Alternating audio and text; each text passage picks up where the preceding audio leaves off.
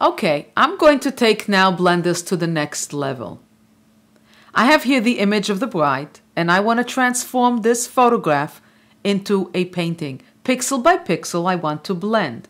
Once we blend, and I call that the underpainting stage, then I will proceed to teach you how to add color and detail. But first we have to learn how to blend. So the first thing I'm going to do is do File, Clone, because I never want to work on the original image in case I have any mistakes, so I want to bring back any information from any stage. So this is my first level. I'm coming with this image, and let me just put it on the side for now. Next thing I want to do is I want to add an empty blank layer above the canvas layer by clicking on the third button from the left. 1, 2, 3 on the left over here. The other way would be on the side. I just hit New Layer.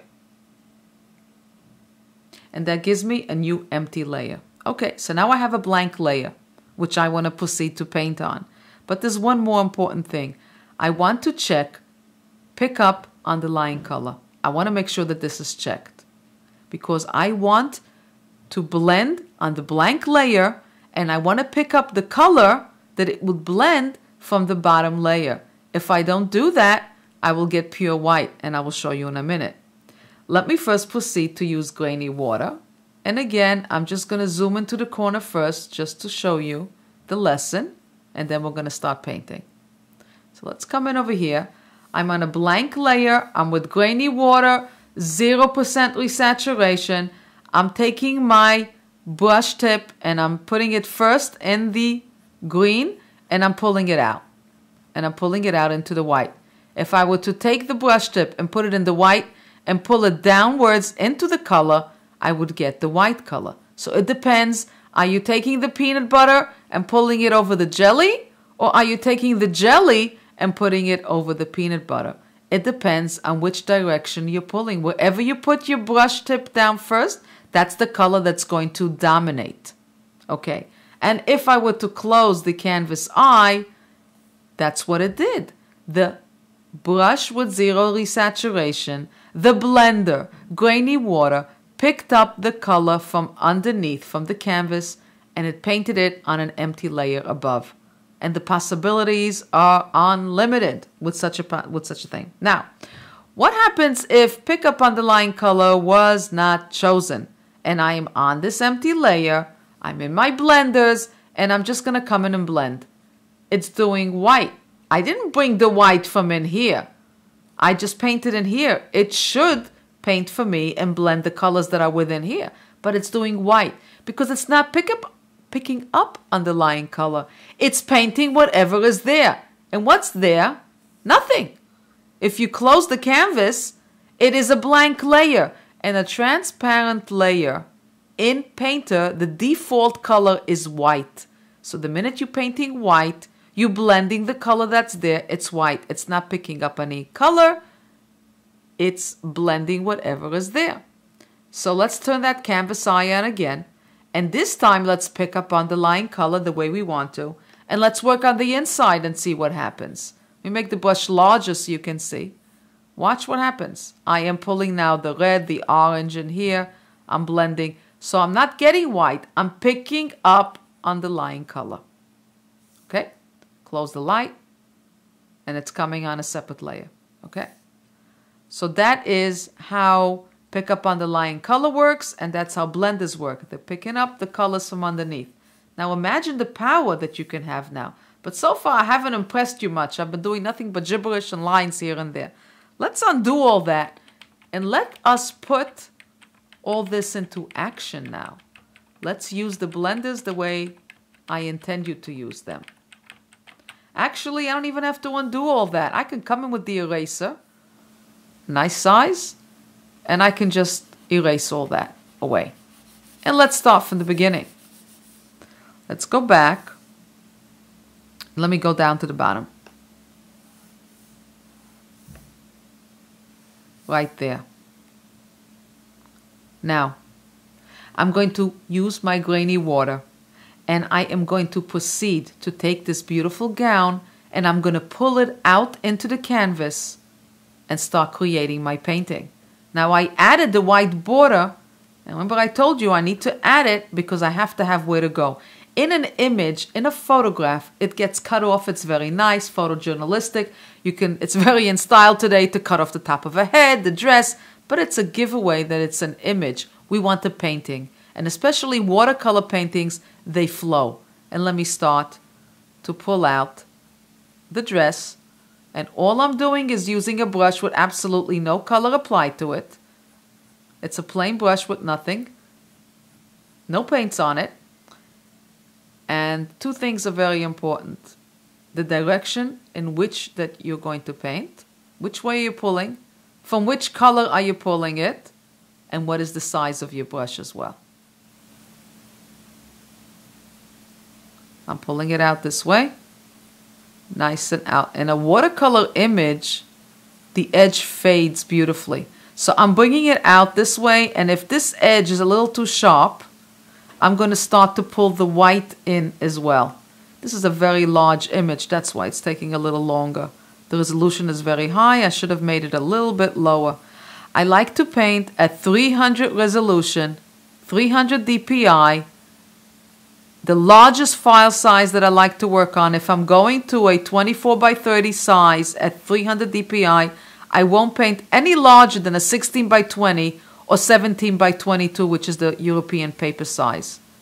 Because that is what I'm going to print on. If I were to make a 17 by 22, then I would print on that size paper. And I'm not paying attention to what I'm saying because I get so carried away when I start painting, I just get mesmerized. And it's a problem when you do a DVD because you can't just paint. You have to keep an eye on that clock. So as you see, I'm pulling out the paints beautifully. And I'm having a party.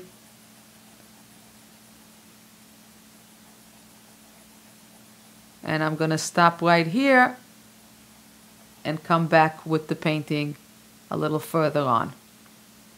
In the interest of time, as you see, I have painted the image. I've gone a little further with it because paintings take time. And if I'm going to turn off the eye on the canvas, you will take a look and see how much I've gotten done. It's actually a painting on a separate layer. Let me turn that eye right back on and make sure that pickup underlying is picked up because I'm going to proceed and continue to paint. I left just one piece over here for you so that I can show you how I continue with the flow.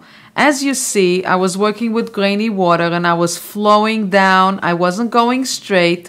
What I don't want to do, and I don't want you to do this either, is just to come in with your paintbrush and just paint up and down and straight. I don't want to see, okay, now it's blended and it looks beautiful. It doesn't look beautiful. You want the dress to go and to flow. You want to pull the strokes and the color and the direction of which the gown is going to go.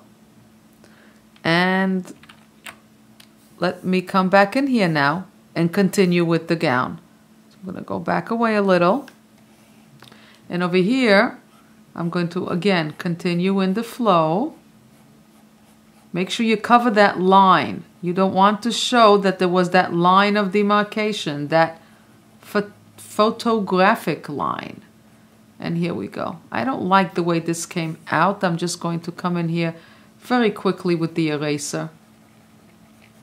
Just because I didn't do anything. If it was already the third or fourth time that I went into that area, I would have to go and use my clone brush and bring back information from the previous version.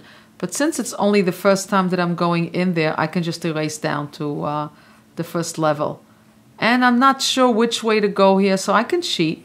I can just pull it out and pull this out as well. Make it look like it fits, just like that.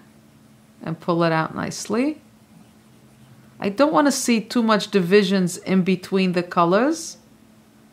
Not too streaky, only where the colors change. And I'm coming up here as well. Cover that line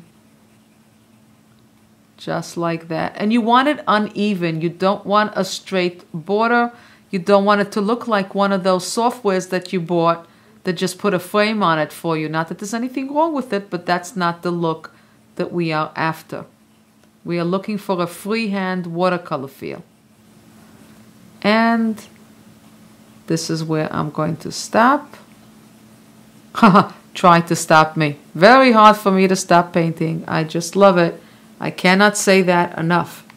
Okay, I'm pretty happy with this for now. Again, the more time you put in, the more results you're going to get. So I'm going to come back in here now. I finished the blending process. Now, one thing you have to understand, the background sets the tone for the painting. When you make the background look like a painting, the image itself looks painted. Because let me tell you something, I did not paint anything in the center. Take a look at the center. Center is totally empty. I didn't even touch the center yet. All I did was do the borders all around, and already it's starting to look like a painting. It is a painting. I am painting it. I'm blending. Okay, once I do my blending, and let's say I would come in and blend everything in, now I have to come in with some color detail. I have to add in my lights and my darks, and I will come in here and proceed to add my lights and my darks with a brush that I use for my highlights and my darks, and that is my Norman Rockwell. And as you will see in my chapter on custom palettes, I have created specific brushes for specific brush strokes that replicate different masters, the famous masters of our time. And one of my favorite masters is Norman Rockwell.